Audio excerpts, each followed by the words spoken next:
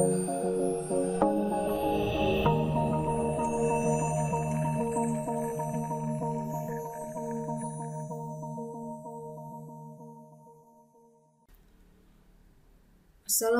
warahmatullahi wabarakatuh. Hari ini kita akan membahas model berikutnya di bawah metodologi Agile, yaitu Scrum Model. Scrum metodologi adalah sebuah framework yang digunakan untuk mengatasi kompleksitas dalam pekerjaan dan membuatnya lebih mudah dipahami dan transparan. Hal ini memungkinkan tim untuk memeriksa dan beradaptasi tergantung kepada kondisi saat ini. Dan ini adalah bukan skenario yang diprediksi. Metodologi Agile dan yang khususnya adalah Scrum mengikuti konsep ini untuk menyediakan bagi tim pengembang sistem manajemen yang dapat diandalkan untuk mengembangkan sistem secara bertahap dengan hasil lebih baik, anggota tim lebih produktif, dan kesuksesan di akhir pengerjaan. Kemudian prinsip metodologi Agile yang digunakan dalam Scrum adalah konsep yang dipakai untuk mengatasi kelemahan dari pengembangan air terjun tradisional atau waterfall yang mengakibatkan proyek dibatalkan atau produk dikerjakan dengan hasil di bawah rata-rata. Jika Anda mempertimbangkan untuk memasukkan praktek Scrum ke dalam organisasi yang Anda bangun atau Anda kerjakan, maka ini adalah beberapa hal yang perlu Anda ketahui mengenai metodologi atau framework Scrum. Metodologi Scrum adalah kerangka kerja Agile yang membantu organisasi memfasilitasi kolaborasi tim dan menyederhanakan proyek yang kompleks. Hal ini dilakukan untuk menunjukkan apa yang harus dilakukan oleh Scrum, bagaimana melakukannya secara detail, dan ini adalah kerangka kerja yang bukan termasuk metodologi formal. Sehingga Scrum dianggap hanya menyajikan struktur metodologi, lalu hal ini dapat meningkatkan kualitas kinerja anggota tim.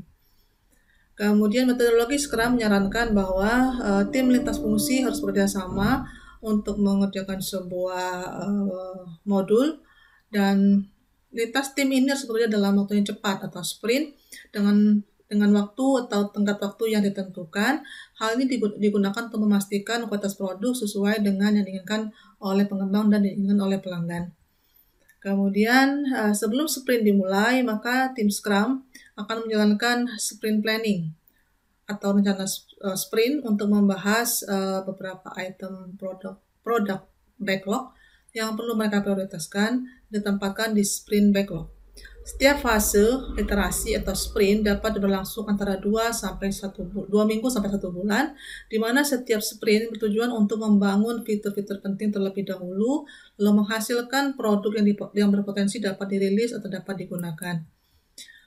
Di akhir sprint, produk yang dapat dihasilkan atau siap digunakan ini mendorong tim untuk meninjau kembali hasil yang dirilis, dan ini disebut dengan retrospective sprint. Retrospective sprint ini memungkinkan anggota tim untuk melihat apa saja sudah mereka lakukan dan apa yang mungkin mereka lewatkan dalam proses pengembangan sistem dengan metode sprint. Kemudian metodologi Agile yang digunakan dalam Scrum mencerminkan beberapa konsep manajemen proyek tradisional. Salah satu yang membedakan antara Scrum dengan konsep manajemen tradisional adalah bahwa pendekatan Scrum memungkinkan tim untuk menghasilkan bagian proyek yang dapat disampaikan atau dapat dirilis saat berjalan, ketimbang hanya menyerahkan produk akhir di akhir pengembangan. Jadi bedanya konsep Agile dalam Scrum dibandingkan dengan model-model di bawah SDLC adalah dalam Scrum, maka setiap kali anggota tim atau tim itu berhasil mengerjakan sebagian perangkat lunak, maka itu akan langsung dirilis. Lalu itu akan dapat dilihat langsung oleh pelanggan, dan pelanggan tidak perlu menunggu sampai akhir pengembangan berakhir untuk bisa melihat perangkat lunaknya. Pendekatan ini memungkinkan klien untuk menyadari atau melihat progres perangkat lunak yang mereka pesan, sehingga mereka dapat memberikan feedback apabila ada bagian-bagian perangkat lunak tersebut yang ingin mereka ubah atau mereka sesuaikan sesuai dengan kebutuhan mereka masing-masing. Scrum awalnya digunakan atau diterbitkan di Harvard Business Review yang disebut dengan The New Product Development Game pada tahun 1986. Ini ditulis oleh Ikujiro Nonaka dan Hirotaka Takechi. Penulis ini meminjam istilah Scrum dari salah satu teknik yang ada dalam olahraga rugby, di mana Scrum adalah singkatan dari formasi pemain yang teratur yang memungkinkan tim rugby untuk bangkit dari kekalahan dan mengikuti strategi yang dipikirkan dengan matang. Mereka memilih kata tersebut karena menekan kata timnya. Maka sekali lagi pengembangan sistem dengan model Scrum menggunakan atau fokus pada kerjasama tim, sehingga membuat pengembangan proyek dan manajemen proyek lebih mudah dikelola. Setelah 2 dekade, Scrum menemukan jalannya ke pengembangan perangkat lunak yang lebih baik, dan sekali lagi Scrum adalah bagian dari metodologi Agile atau dalam bahasa Indonesia diterjemahkan sebagai perangkat lunak yang gesit, yang menekankan komunikasi harian dan penilaian ulang rencana yang fleksibel yang dilakukan dalam fase kerja yang singkat atau berulang. Seperti rugby, metodologi prinsip gesit atau agile principle dan pendekatan Scrum membantu tim bekerja sama, mendorong tim lintas fungsi untuk bekerja dan belajar melalui pengalaman dan mengatur diri sendiri ketika menangani masalah sambil merenungkan pencapaian dan kegagalan mereka untuk terus bangkit dan meningkatkan ke dalam meningkatkan lebih baik. Meskipun sebagian besar tim pengembangan perangkat lunak menggunakan Scrum, ada beberapa hal yang membuat pendekatan Scrum begitu populer. Ini adalah 5 fase utama dalam Scrum, yaitu initiating, planning, dan estimating, kemudian implementing, retrospect and reviewing, dan releasing. Pertama adalah initiating atau memulai. Ini adalah fase yang disebut dengan inisiasi proyek yang membantu tim pengembang untuk menemukan visi proyek atau tujuan sprint, lalu mengidentifikasi Scrum Master, lalu mengidentifikasi pemilik produk, pemangku kepentingan, dan membangun tim Scrum yang berkualitas. Kemudian membuat item backlog dan meletakkannya ke dalam sprint backlog, dan lalu melakukan perencanaan rilis. Yang kedua adalah planning and estimating atau perencanaan dan perkiraan. Ini adalah tahap kedua dalam metodologi Scrum.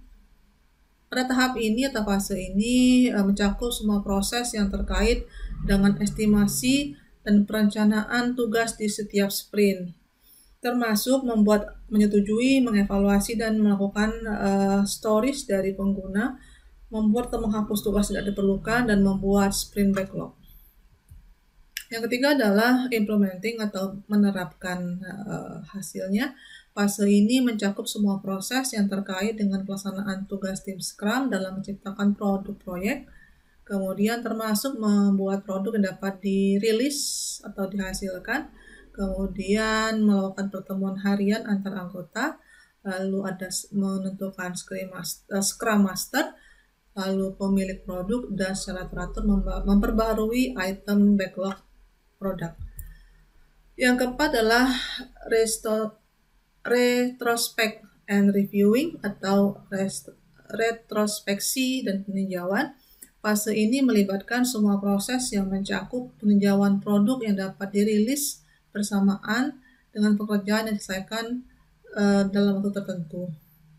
Sehingga fase ini umumnya adalah bagaimana mengevaluasi hasil proyek yang sudah dirilis, lalu jika ada yang perlu diperbaiki, maka akan meninjau kembali sprint yang dilakukan, lalu memvalidasi sprint dan retrospektif sprint. Yang berikutnya adalah releasing atau melepaskan. Fase ini adalah fase memberikan atau menyampaikan atau merilis hasil akhir kepada klien dan membuat dokumentasi, lalu menginternalisasi pelajaran yang dihasilkan dari hasil pengembangan sistem. Kemudian fase ini juga mencakup proses pengiriman produk yang selesai dan diretrospeksi kembali. Kemudian ini adalah inti dari Agile Scrum yang meliputi pemilik. Jadi ini adalah beberapa istilah yang dipakai di dalam Scrum. Yang pertama adalah pemilik produk Scrum. Ini adalah figur yang bertanggung jawab untuk memutuskan fungsi dan fitur mana yang harus dibuat oleh tim dan bagaimana mereka harus membuatnya. Jadi bisa dikatakan ini adalah pemilik sistemnya. Jadi pemilik sistem inilah nanti yang menentukan seperti apa sistem akan dibuat, seperti apa fungsinya, dan fitur apa yang akan mereka inginkan. Kemudian yang kedua adalah Scrum Master. Scrum Master ini adalah peran yang dilakukan oleh pemilik produk dan juga orang yang bertanggung jawab untuk memberikan banyak masukan selama pengembangan sistem berlangsung. Dalam teori dikatakan bahwa peran ini sering bercampur dengan pemilik produk. Jadi ada kalanya Scrum Master dengan pemilik produk satu orang atau juga orang yang berbeda.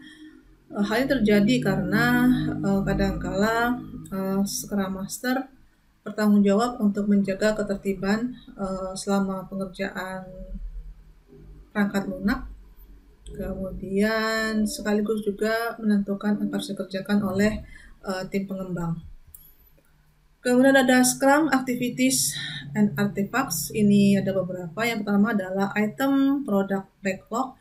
Ini adalah fitur yang harus dipenuhi oleh tim pengembang untuk membuat visi pemilik produk menjadi produk yang benar berfungsi. Jadi ini adalah item-item atau segala sesuatu yang akan dibuat, fitur yang akan dibangun, yang akan masuk ke dalam perangkat lunak, itu dimasukkan ke dalam item product backlog. Yang kedua adalah definisi selesai. Jadi tim Scrum akan setuju untuk menyelesaikan pekerjaan mengikuti definisi selesai yang disepakati. Jadi ada istilah kapan selesai mengerjakan perangkat lunak. Nah, selesai ini biasanya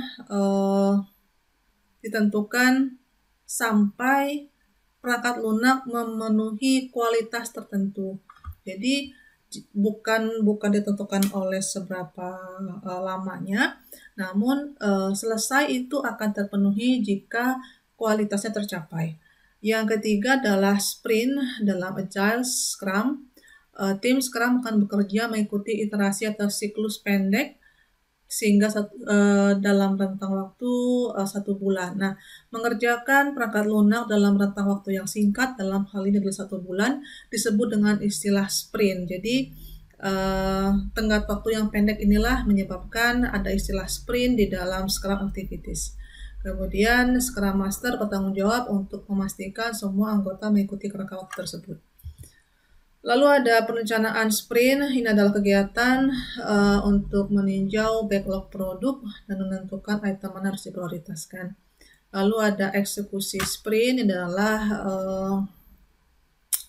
saat untuk melakukan apa yang sudah direncanakan di dalam perencanaan sprint, kemudian dikerjakan sampai mendapatkan fitur selesai atau mendapatkan kualitas yang diinginkan dalam perangkat lunak yang kita bangun.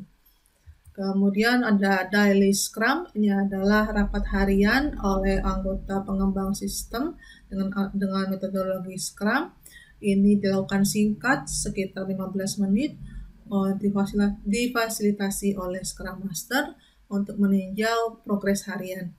Lalu ada tinjauan sprint. Ini adalah tim pemeriksa yang mengadopsi produk sedang mereka buat, lalu membuat perubahan jika diperlukan.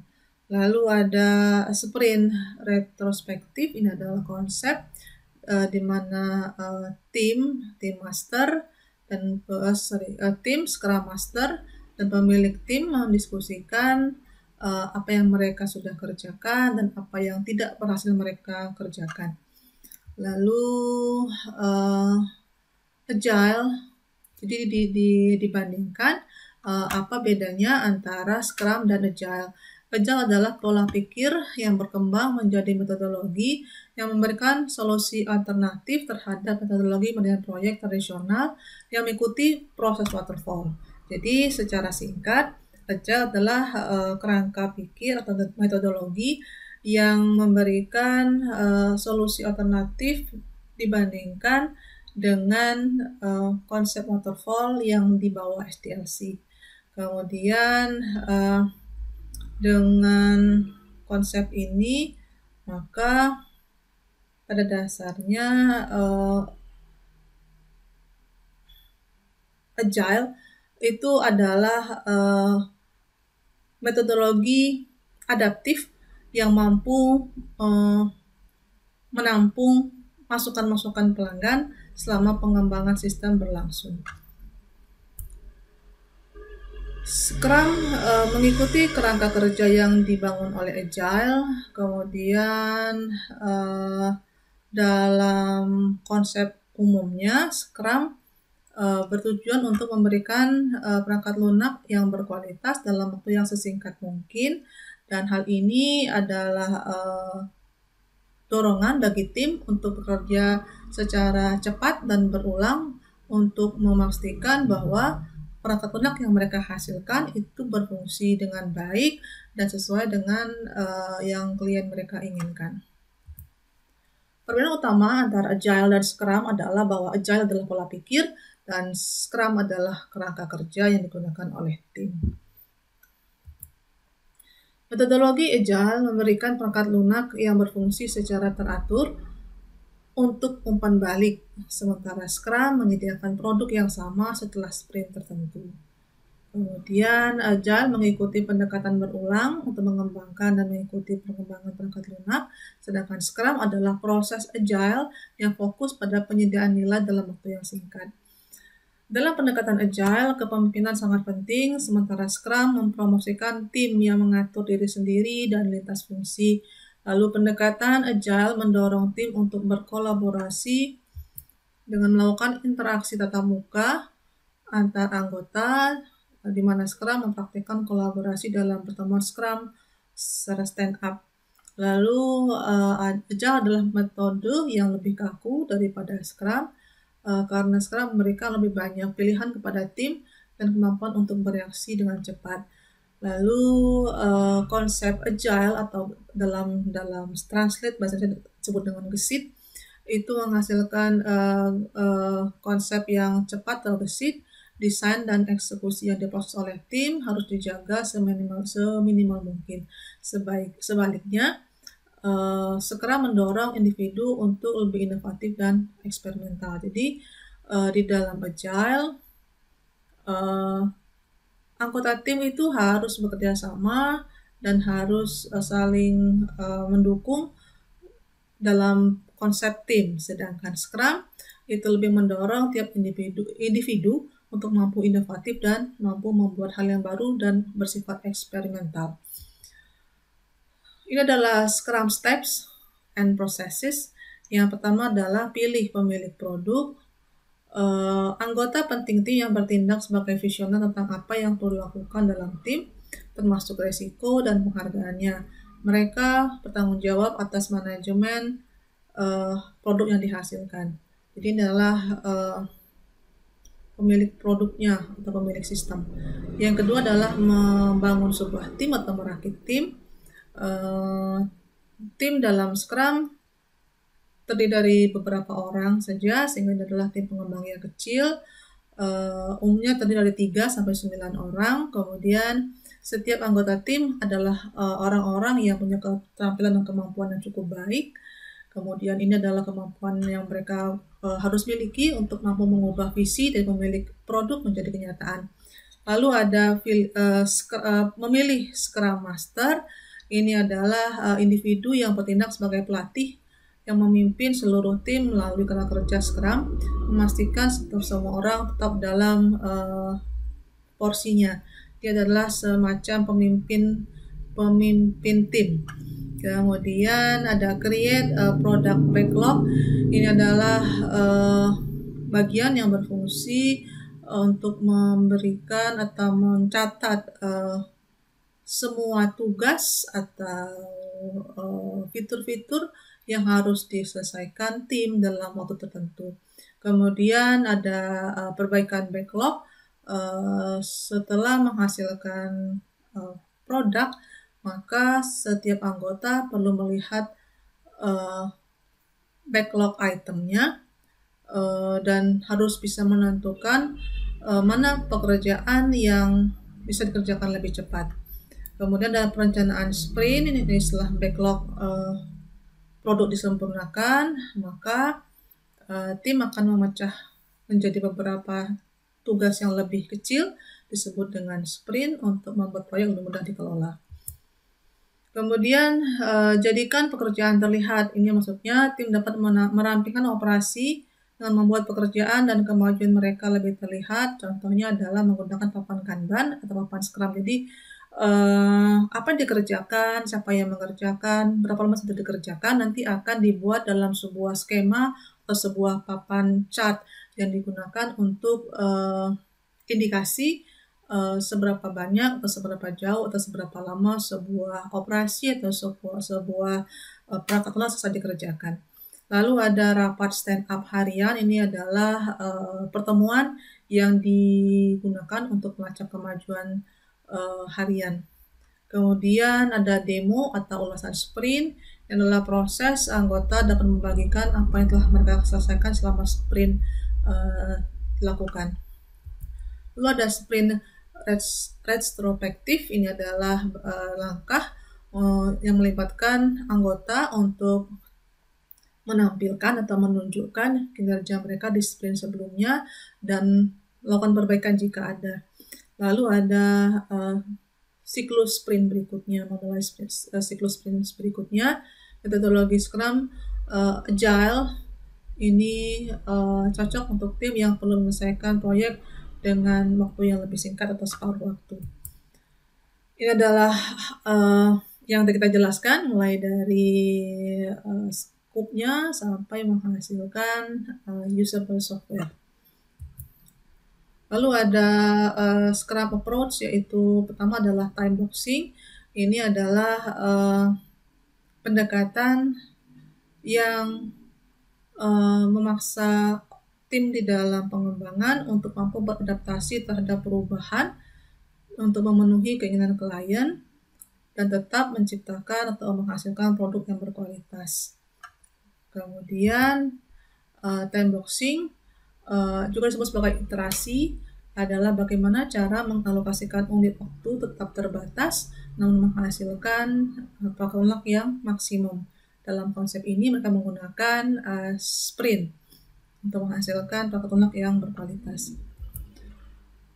Scrum menggunakan pendekatan time boxing untuk mendefinisikan tugas yang tidak jelas atau ambigu, lalu untuk mendorong kualitas atau produk yang lebih baik dan memberi kerja yang lebih bahagia, lebih berkualitas dalam pengembangannya. Ini adalah kesimpulan. Metodologi Scrum adalah metodologi yang mengubah pendekatan bisnis untuk meningkatkan produktivitas di kantor maupun meningkatkan keuntungannya.